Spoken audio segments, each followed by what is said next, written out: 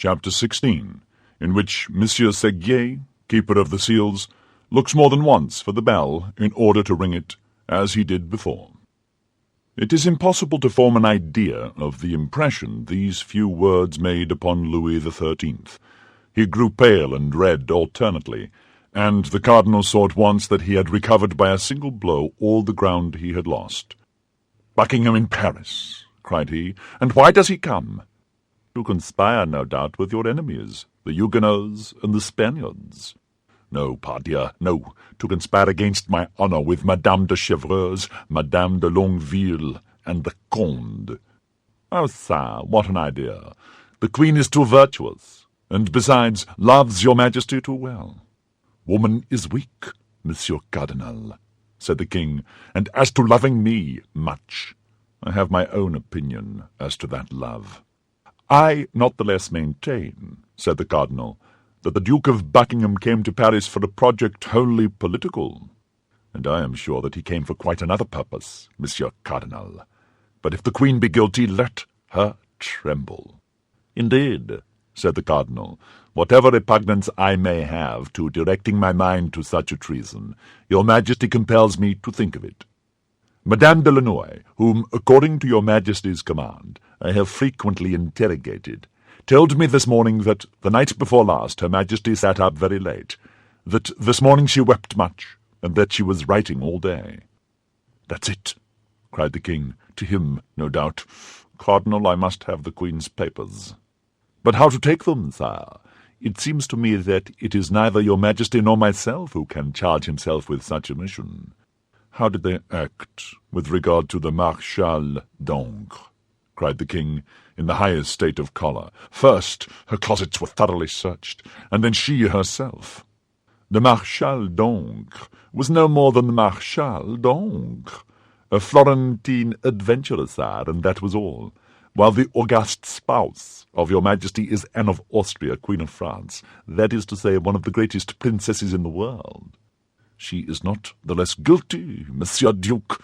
The more she has forgotten the high position in which she was placed, the more degrading is her fall. Besides, I long ago determined to put an end to all these petty intrigues of policy and love. She has near her a certain Laporte, who I believe is the mainspring of all this, I confess," said the cardinal.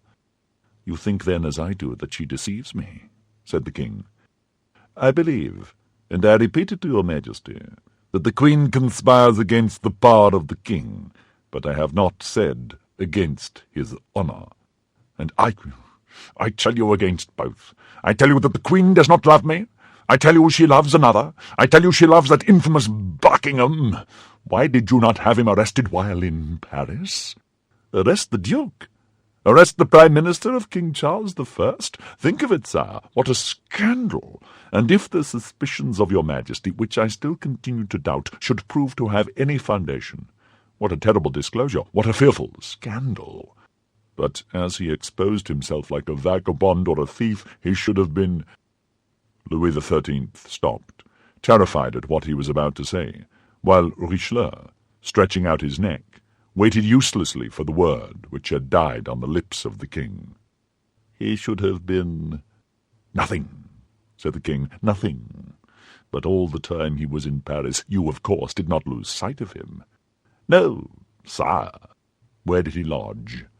"Rue de l'Arpe, number 75. "Where is that?" "By the side of the Luxembourg." "Are you certain that the Queen and he did not see each other?" "I believe the Queen to have too high a sense of her duty, sire. But they have corresponded. It is to him that the Queen has been writing all the day. Monsieur Duke, I must have those letters." "Sire, notwithstanding—" "Monsieur Duke, at whatever price it may be, I will have them. I would, however, beg your Majesty to observe—" "Do you then also join in betraying me, Monsieur Cardinal, by thus always opposing my will? Are you also in accord with Spain and England, with Madame de Chevreuse and the Queen?" "Sire," replied the cardinal, sighing, "I believed myself secure from such a suspicion. Monsieur Cardinal, you have heard me. I will have those letters." "There is but one way." "What is that?" That would be to charge Monsieur de Seguier, the Keeper of the Seals, with this mission. The matter enters completely into the duties of the post. Let him be sent for instantly. He is most likely at my hotel. I requested him to call, and when I came to the Louvre, I left orders, if he came, to desire him to wait. Let him be sent for instantly. Your Majesty's orders shall be executed, but what? But the Queen will perhaps refuse to obey. My orders? Yes, if she is ignorant that these orders come from the King. Well, that she may have no doubt on that head, I will go and inform her myself. Your Majesty will not forget that I have done everything in my power to prevent a rupture. Yes, Duke, yes. I know you are very indulgent toward the Queen, too indulgent, perhaps. We shall have occasion, I warn you, at some future period to speak of that. Whenever it shall please your Majesty. But I shall be always happy and proud, sire, to sacrifice myself to the harmony which I desire to see reign between you and the Queen of France. Very well, Cardinal, very well. But meantime send for Monsieur the Keeper of the Seals. I will go to the Queen. And Louis XIII, opening the door of communication, passed into the corridor which led from his apartments to those of Anne of Austria. The Queen was in the midst of her women, Madame de Guitaut, Madame de Sable, Madame de Montbazon, and Madame de Gamène. In a corner was the Spanish companion, Donna Estefania, who had followed her from Madrid. Madame Gamène was reading aloud, and everybody was listening to her with attention, with the exception of the Queen, who had, on the contrary, desired this reading in order that she might be able, while feigning to listen, to pursue the thread of her own thoughts. These thoughts, gilded as they were by a last reflection of love, were not the less sad. Anne of Austria, deprived of the confidence of her husband, pursued by the hatred of the cardinal, who could not pardon her for having repulsed a more tender feeling, having before her eyes the example of the Queen Mother, whom that hatred had tormented all her life, though Marie de Medici, if the memoirs of the time are to be believed, had begun by according to the cardinal that sentiment which Anne of Austria always refused him. Anne of Austria had seen her most devoted servants fall around her, her most intimate confidants, her dearest favourites. Like those unfortunate persons endowed with a fatal gift, she brought misfortune upon everything she touched. Her friendship was a fatal sign which called down persecution. Madame de Chevreuse and Madame de Bernay were exiled, and Laporte did not conceal from his mistress that he expected to be arrested every instant. It was at the moment when she was plunged in the deepest and darkest of these reflections that the door of the chamber opened, and the King entered. The reader hushed herself instantly. All the ladies rose, and there was a profound silence. As to the King, he made no demonstration of politeness, only stopping before the Queen. "Madame," said he, "you are about to receive a visit from the Chancellor, who will communicate certain matters to you, with which I have charged him." The unfortunate Queen, who was constantly threatened with divorce, exile, and trial even, turned pale under her rouge, and could not refrain from saying, "But why this visit, sire? What can the Chancellor have to say to me that your Majesty could not say yourself?" The King turned upon his heel without reply, and almost at the same instant the captain of the guards, Monsieur de Guiton, announced the visit of the Chancellor. When the Chancellor appeared, the King had already gone out by another door. The Chancellor entered, half smiling, half blushing. As we shall probably meet with him again in the course of our history, it may be well for our readers to be made at once acquainted with him. This Chancellor was a pleasant man. He was Desroches-le-Mal, canon of Notre-Dame, who had formerly been valet of a bishop, who introduced him to his eminence as a perfectly devout man. The cardinal trusted him, and therein found his advantage. There are many stories related of him, and among them this. After a wild youth, he had retired into a convent, there to expiate, at least for some time, the follies of adolescence. On entering this holy place, the poor penitent was unable to shut the door so close as to prevent the passions he fled from entering with him. He was incessantly attacked by them, and the superior, to whom he had confided this misfortune, wishing as much as in him lay to free him from them, had advised him, in order to conjure away the tempting demon, to have recourse to the bell-rope, and ring with all his might.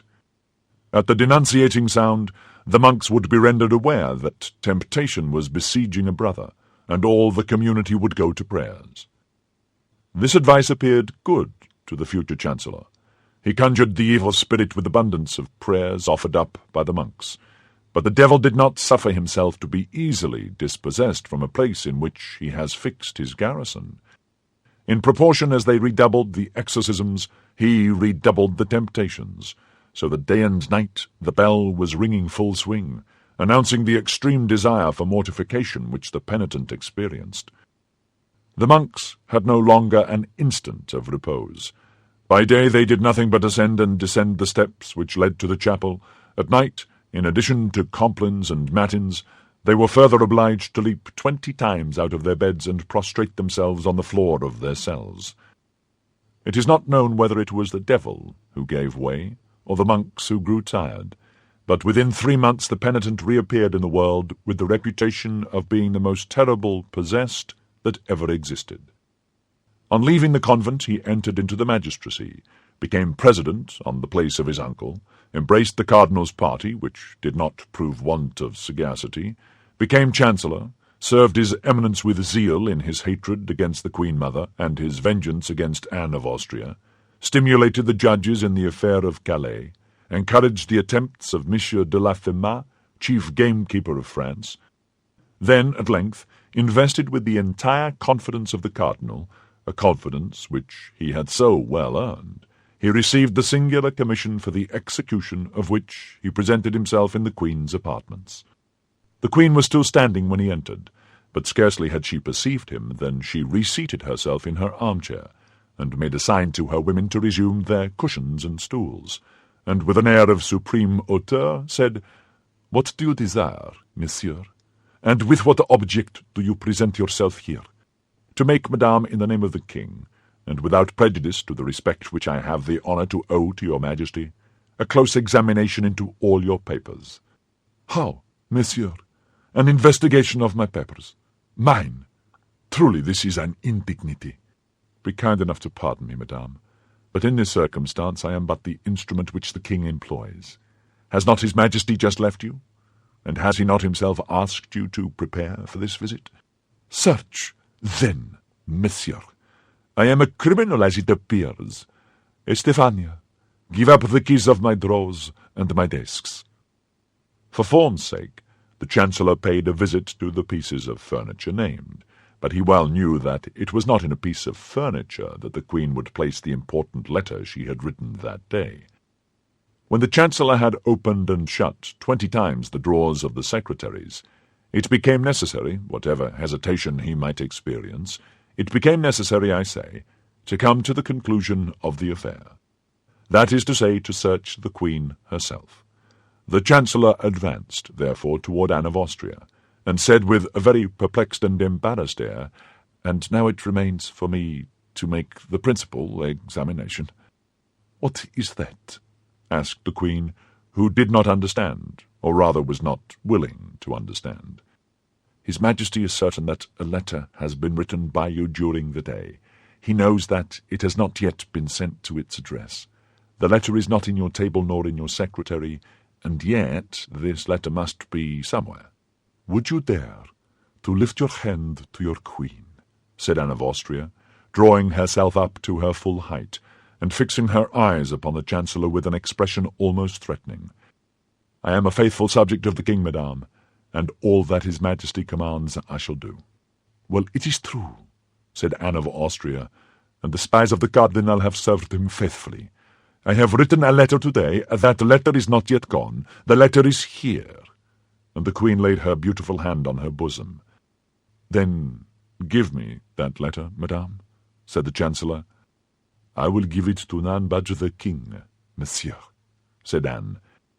"If the king had desired that the letter should be given to him, madame, he would have demanded it of you himself. But I repeat to you, I am charged with reclaiming it, and if you do not give it up—" "Well?" "He has then charged me to take it from you." How? What do you say?" "That my orders go far, madame, and that I am authorized to seek for the suspected paper, even on the person of your Majesty." "What horror!" cried the Queen. "Be kind enough, then, madame, to act more compliantly." "The conduct is infamously violent. Do you know that, monsieur?" "The King commands it, madame. Excuse me." "I will not suffer it. No, I would rather die," cried the Queen, in whom the imperious blood of Spain and Austria began to rise. The Chancellor made a profound reverence. Then, with the intention quite patent of not drawing back a foot from the accomplishment of the commission with which he was charged, and as the attendant of an executioner might have done in the chamber of torture, he approached Anne of Austria, for whose eyes, at the same time, sprang tears of rage. The Queen was, as we have said, of great beauty. The commission might well be called delicate, and the King had reached, in his jealousy of Buckingham, the point of not being jealous of anyone else. Without doubt the Chancellor, Seguier, looked about at that moment for the rope of the famous bell, but not finding it he summoned his resolution, and stretched forth his hands toward the place where the Queen had acknowledged the paper was to be found. Anne of Austria took one step backward, became so pale that it might be said she was dying, and leaning with her left hand upon a table behind her to keep herself from falling, she with her right hand drew the paper from her bosom, and held it out to the Keeper of the Seals. "There, monsieur, there is that letter," cried the Queen, with a broken and trembling voice. "Take it, and deliver me from your odious presence." The Chancellor, who on his part trembled with an emotion easily to be conceived, took the letter, bowed to the ground, and retired.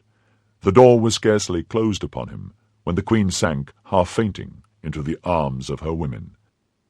The Chancellor carried the letter to the King without having read a single word of it.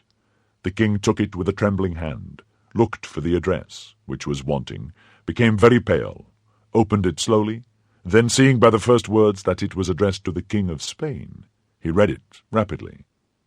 It was nothing but a plan of attack against the Cardinal.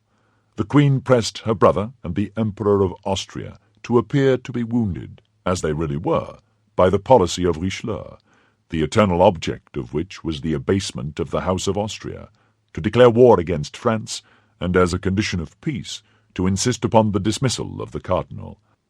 But as to love, there was not a single word about it in all the letter. The King, quite delighted, inquired if the Cardinal was still at the Louvre. He was told that His Eminence awaited the orders of His Majesty in the business cabinet. The King went straight to him. "There, Duke," said he, "you were right and I was wrong. The whole intrigue is political, and there is not the least question of love in this letter, but on the other hand there is abundant question of you." The Cardinal took the letter and read it with the greatest attention. Then, when he had arrived at the end of it, he read it a second time. "Well, your Majesty," said he, "you see how far my enemies go. They menace you with 2 wars if you do not dismiss me. In your place, in truth, sire, I should yield to such powerful instance, and on my part it would be a real happiness to withdraw from public affairs. What say you, Duke?" "I say, sire, that my health is sinking under these excessive struggles and these never-ending labours. I say that according to all probability I shall not be able to undergo the fatigues of the siege of La Rochelle, and that it would be far better that you should appoint there either Monsieur de Conde, Monsieur de Bassompierre, or some valiant gentleman whose business is war, and not me, who am a churchman, and who am constantly turned aside for my real vocation to look after matters for which I have no aptitude. You would be the happier for it at home, sire, and I do not doubt you would be the greater for it abroad." "Monsieur Duke," said the King, "I understand you. Be satisfied, all who are named in that letter shall be punished as they deserve, even the Queen herself." "What do you say, sire?"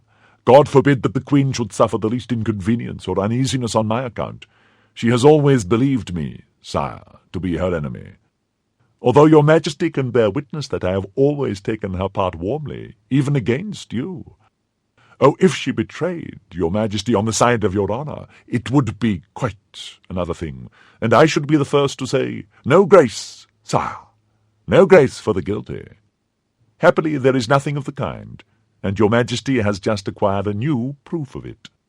That is true, Monsieur Cardinal, said the king, and you were right, as you always are, but the Queen not the less deserves all my anger. It is you, sire, who have now incurred hers, and even if she were to be seriously offended, I could well understand it. Your Majesty has treated her with a severity.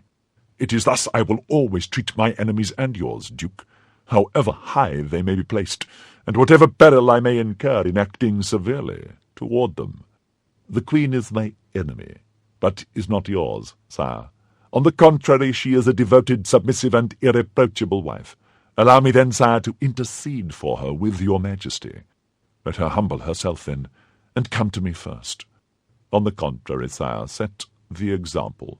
You have committed the first wrong, since it was you who suspected the Queen. What? I make the first advances? Said the king. Never! Sir, I entreat you to do so. Besides, in what manner can I make advances first? By doing a thing which you know will be agreeable to her. What is that? Give a ball. You know how much the Queen loves dancing. I will answer for it. Her resentment will not hold out against such an attention. Monsieur Cardinal, you know that I do not like worldly pleasures. The Queen will only be the more grateful to you, as she knows your antipathy for that amusement. Besides, it will be an opportunity for her to wear those beautiful diamonds which you gave her recently on her birthday, and with which she has since had no occasion to adorn herself. We shall see, Monsieur Cardinal, we shall see, said the king, who, in his joy at finding the Queen guilty of a crime which he cared little about, and innocent of a fault of which he had great dread, was ready to make up all differences with her. We shall see, but upon my honour, you are too indulgent toward her. Sire, said the cardinal, leave severity to your ministers. Clemency is a royal virtue. Employ it, and you will find that you derive advantage therein. Thereupon the cardinal, hearing the clock strike 11, bowed low, asking permission of the king to retire, and supplicating him to come to a good understanding with the Queen. Anne of Austria, who, in consequence of the seizure of her letter, expected reproaches, was much astonished the next day to see the king make some attempts at reconciliation with her. Her first movement was repellent. Her womanly pride and her queenly dignity had both been so cruelly offended that she could not come round at the first advance. But, over-persuaded by the advice of her women, she at last had the appearance of beginning to forget. The king took advantage of his favourable moment to tell her that he had the intention of shortly giving a fête. A fête was so rare a thing for poor Anne of Austria that, at this announcement, as the cardinal had predicted, the last trace of her resentment disappeared, if not from her heart, at least from her countenance. She asked upon what day this fête would take place, but the king replied that he must consult the cardinal upon that head. Indeed, every day the king asked the cardinal when this fête should take place, and every day the cardinal, under some pretext, deferred fixing it. 10 days passed away thus. On the 8th day after the scene we have described, the cardinal received a letter with the London stamp, which only contained these lines: "I have them, but I am unable to leave London for want of money. Send me 500 pistoles, and 4 or 5 days after I have received them, I shall be in Paris." On the same day the cardinal received this letter, the king put his customary question to him. Richelieu counted on his fingers, and said to himself, "She will arrive, she says, 4 or 5 days after having received the money. It will require 4 or 5 days for the transmission of the money, 4 or 5 days for her to return. That makes 10 days. Now, allowing for contrary winds, accidents, and a woman's weakness, there are 12 days. "Well, Monsieur Duke," said the king, "have you made your calculations?" "Yes, sire. Today is the 20th of September. The aldermen of the city give a fête on the 3rd of October. That will fall in wonderfully well. You will not appear to have gone out of your way to please the Queen." Then the cardinal added, "Apropos, sire, do not forget to tell Her Majesty the evening before the fete that you should like to see how her diamond studs become her."